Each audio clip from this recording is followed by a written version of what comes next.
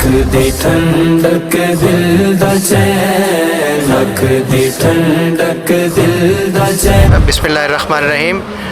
सबसे पहले तो मैं तमाम वकला का शुक्रिया अदा करता हूँ, और उसके बाद जितने भी हमारे ज़िम्मेदारान और मुहिबान हैं उनका भी शुक्रिया अदा करता हूँ।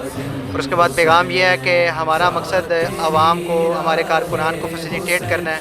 इंशाअल्लाह हम हर तरह से अपने कारकुनान के साथ खड़े हैं, पहले भी, अब भी और आइंदा भी इंशाअल्लाह खड़े रहेंगे। देखें जी, बाबा जी की ज़िंदगी के हवाले से तो मेरे पास इतने अल्फाज ही नहीं कि मैं कुछ उनको खराज तहसीन पेश कर सकूँ, खराज अक़ीदत पेश कर सकूँ।